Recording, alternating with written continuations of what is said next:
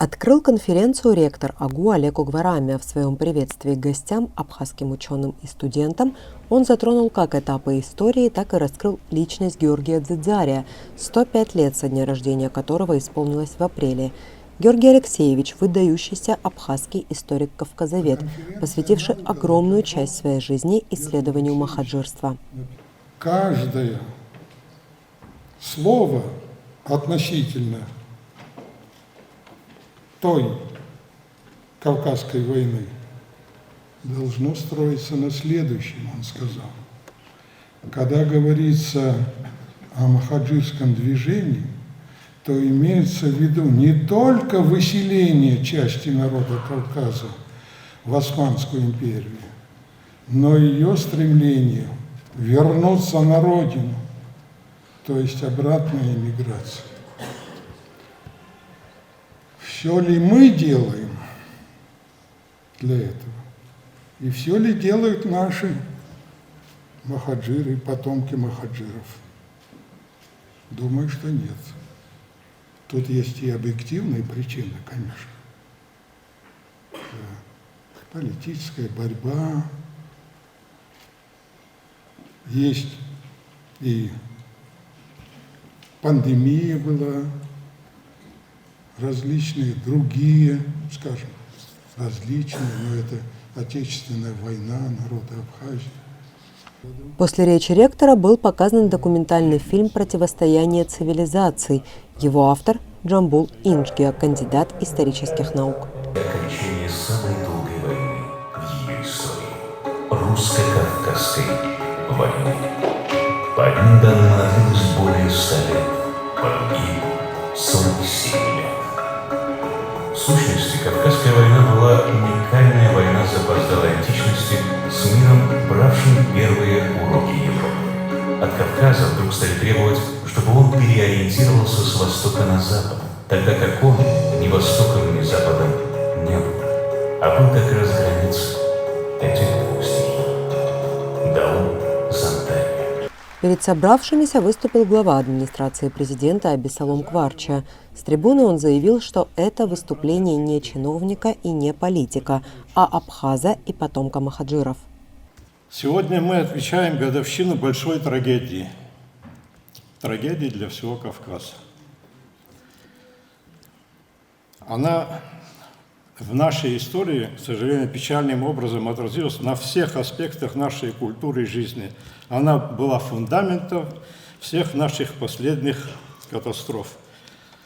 Знаете, я хотел бы высказаться абхазоцентрично, так будем говорить, в связи с скудностью моих исторических познаний. Больше всего я буду акцентировать, наверное, на эмоции. Какие выводы мы сделали после этой войны? Это очень важно для наших поколений. Могли ли мы предотвратить эту трагедию?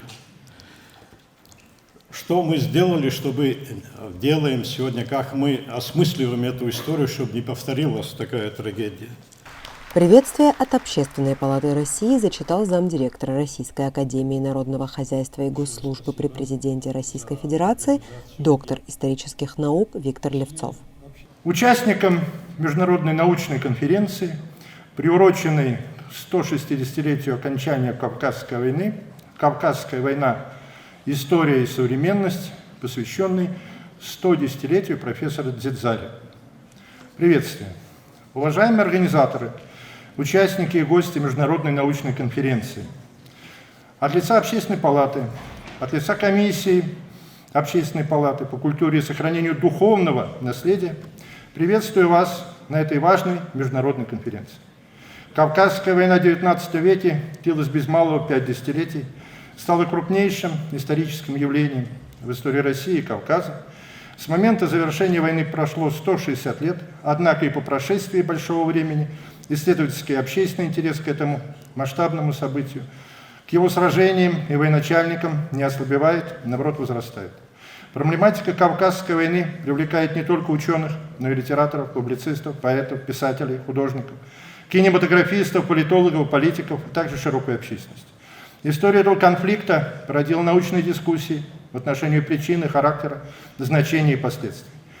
В ходе международной конференции поле исследования Кавказской войны будет дополнено новыми научными данными. Сегодня мы должны извлечь уроки из исторического опыта прошлого с тем, чтобы укреплять мир и добрососедство между нашими народами. Эмоциональным было выступление президента Академии наук Чеченской Республики Джамбулата Умарова. Он также сказал, что выбирает в этот день говорить как верующий, как горец и потомок горцев, а не лишь профессор и исследователь. Когда мы говорим о хронологии Кавказской войны, еще раз повторяю, я как горец, как чеченец и как исследователь считаю, что все-таки вряд ли Кавказская война в тех или иных своих проявлениях начинается с персидских походов великого императора, реформатора Петра Великого.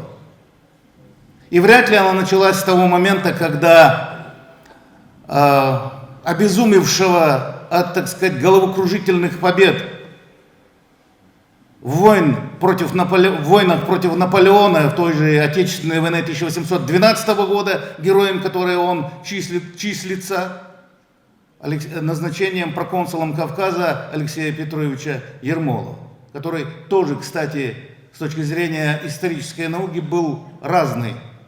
Почитайте его письма Лаптеву, Закревскому и другим. Кто был такой Ермолов в 1817 году и кто он был много позже, который предупреждал о том, как нужно разговаривать и общаться с горцем. Я считаю, что перманентно, то возгораясь, то тлея, эта война, ну или, скажем, противостояние, да, в различных своих фазах, более острых и более таких тлеющих, наверное, все-таки длилась веками.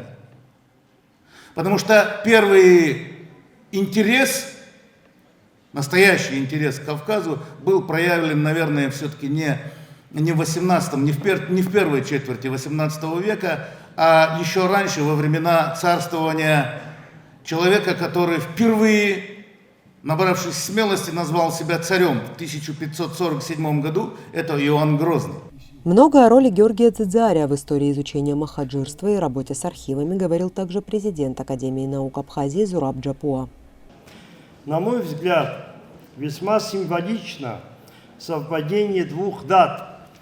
160-летия окончания Кавказской войны, в результате которой большая часть горских народов Кавказа была вынуждена покинуть пределы родной земли. И 110-летия Георгия Дзидзария, автора капитального труда «Махаджирство и проблемы истории Абхазии XIX столетия». Нам, горским народам Кавказа, нельзя забивать уроки Кавказской войны, такой длинной и такой страшной по последствиям. Необходимо помнить это событие. Первая научная конференция, тогда еще студенческая, посвященная русско-кавказской войне, прошла в стенах АГУ в 1990 году. Ее организатор, герой Абхазии, общественный деятель Леван Микаа, зачитал сегодня приветственный текст, который 34 года назад направил студентам Баграт Шинкуба. Ахан гиштуруепш, аяща эсмшагид ящоп. Уи яхзайгу вою, аха ауаве агвакра дантагыла убасханоп аяща ивехыр анитаху.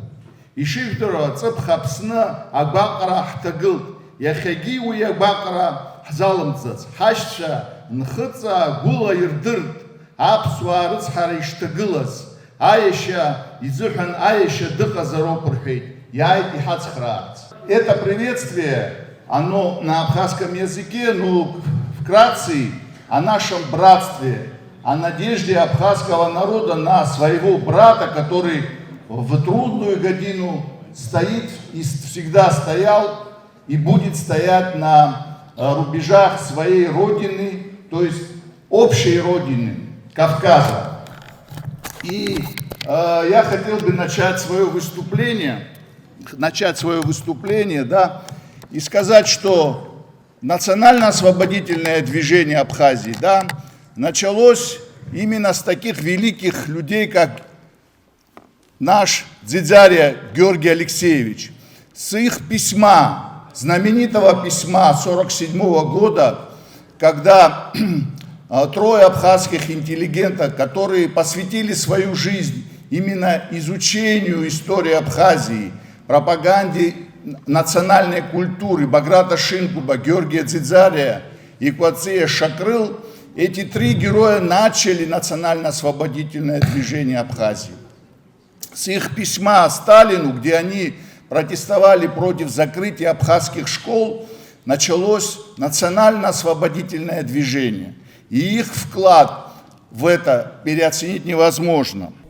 Научная конференция продлится 3 дня. Абхазские, кавказские и русские ученые представят свои доклады, в которых раскроют различные этапы, причины и следствия Кавказской войны.